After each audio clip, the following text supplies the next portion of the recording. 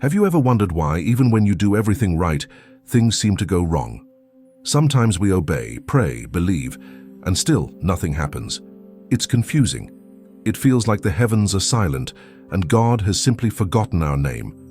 But what if that silence isn't abandonment? What if it's part of the plan? The provocation is this.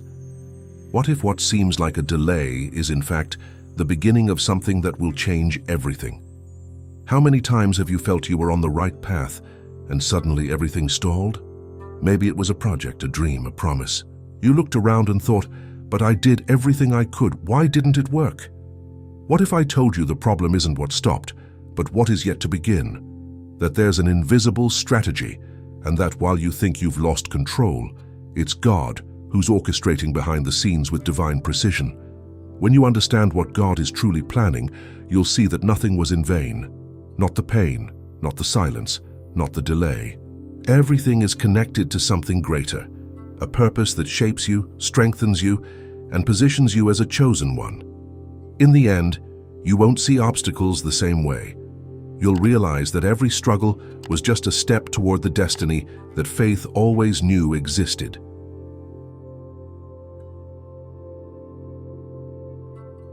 Few people understand that God's call almost never comes with everything resolved. It comes with a challenge. Zerubbabel was chosen to rebuild the temple, not because he was the strongest, but because he was the most obedient. Imagine the weight of leading 50,000 people with no guarantee that everything would work out.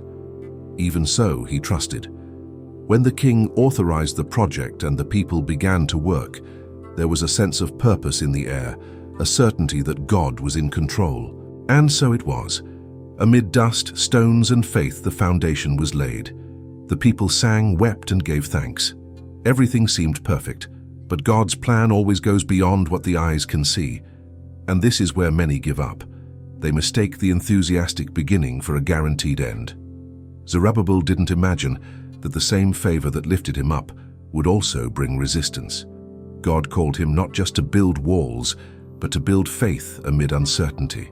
The start was glorious. The sound of tools echoed like praise, and the people saw miracles happening. But every great mission attracts equivalent trials, and when the wind shifts, that's when the true chosen one is tested. What seemed like stability would soon become an invisible battlefield, and Zerubbabel's heart would be put to the test. When the light begins to shine, the shadows stir. That's what happened to Zerubbabel. As soon as the project began to prosper, enemies appeared. Not those wielding swords, but those using words. Criticism, envy, rumors, all of it started to circulate with a single goal: to stop progress. It's the same today. When someone decides to rise above mediocrity, there's always someone trying to sabotage. Progress stirs discomfort in those still trapped in stagnation. But the chosen one must learn to distinguish noise from direction. Not every shout deserves a response. Opposition, as harsh as it may seem, is a sign that something right is being done. The enemy doesn't attack what's irrelevant, he targets what has purpose. And curiously, God allows this to strengthen faith, to teach us to fight with meekness, not fear. How many times in real life does someone try to discourage you with irony or contempt? That's when the decision to stand firm becomes a test of character. Zerubbabel faced this, and it wasn't easy. But while others talked, he pressed on, because those with a divine purpose don't need an audience, just direction. And in that rhythm, the story continues, because resistance is never the end. It's just the beginning of refinement. There are moments when the true battlefield isn't outside, but in the mind. Zerubbabel began to feel that the words of others weighed heavier than the temple's stones. And it's the same with all of us. The enemy knows that if he can paralyze our faith, he no longer needs to attack us. God calls us to be different, to break cycles, and to lead our household to a new level. Having thick skin means learning not to let others' opinions dictate the rhythm of your purpose. It's looking forward even when the applause stops, because the chosen one doesn't move by approval, but by conviction. The secret is to focus on what truly matters. While some waste energy trying to justify themselves, those who trust in God keep building in silence. Want a practical example? Instead of responding to criticism, use that time to learn something new, plan a project, or pray with more intensity. Zerubbabel did this. He chose to act rather than complain.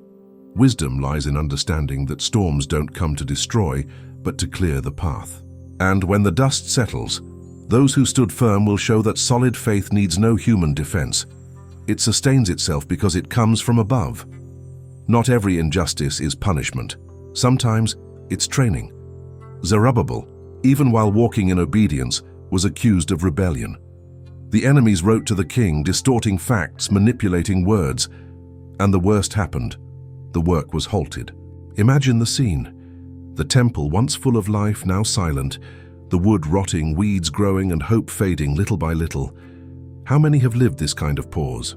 Dreams stalled, plans shelved, and that question echoing, why God? This is the kind of pain only those who believe understand, the pain of seeing a purpose suspended. But even God's silences have a purpose. Sometimes He allows everything to stop to test how much you trust, even without understanding. Zerubbabel could have rebelled, but faith isn't made only of victories, it's forged in pauses. When everything stagnates, faith must become deeper than fear. This is where the chosen one matures, because they learn to believe without needing to feel. The interruption of the project wasn't the end of the promise, just a divine intermission. And like every intermission, it had an expiration date. Because when God writes the story, even the commas have meaning. There are silences that speak louder than 1,000 words. Zerubbabel experienced this when everything stopped, and the heavens seemed mute. No answers, no signs, no immediate comfort, just the sound of his own heart trying to understand. In that space of silence, God tests not strength but faithfulness. When time seems to freeze, God's plan keeps moving, just at a different pace. The pause isn't absence, it's preparation. True faith is revealed when you keep believing, even when you hear nothing. It's easy to believe when everything is blooming. The challenge is to trust when the garden seems dry. Zerubbabel learned that faith doesn't depend on emotion, but on conviction. Many today face the same dilemma. They pray, wait, and see nothing change. But that's where the invisible is being shaped. God hasn't forgotten. He's aligning the pieces. The one who promised doesn't fail. He just works in silence. And while man despairs for signs, God writes perfect endings. It takes spiritual patience to understand that God's silence isn't neglect, it's strategy. Every promise carries an invisible battlefield, the mind. Zerubbabel, weary, began to doubt whether God still remembered him. Who hasn't been there? When time passes and nothing happens, the heart cries for answers. Delay isn't cancellation, it's refinement. The same God who started the plan hasn't abandoned it. He's just strengthening the vessel before filling it with blessing. And while the enemy whispers it's over, faith whispers back, not yet. How many times have you thought about giving up on something God told you to start? This is where faith must become action, not emotion. Rekindle what seemed dead. Pick up that project again. Send that message. Pray one more time. The promise hasn't expired. God doesn't change his mind. What he said will happen. Not a day early, not a day late. The chosen one is the one who persists when no one else believes. Because in the end, doubt will always be overcome by a faith that refuses to die. When everything seemed lost, God decided to speak again. After 16 years of silence, Haggai and Zechariah arrived with a message that cut through discouragement like a sword. Zerubbabel, it will still happen.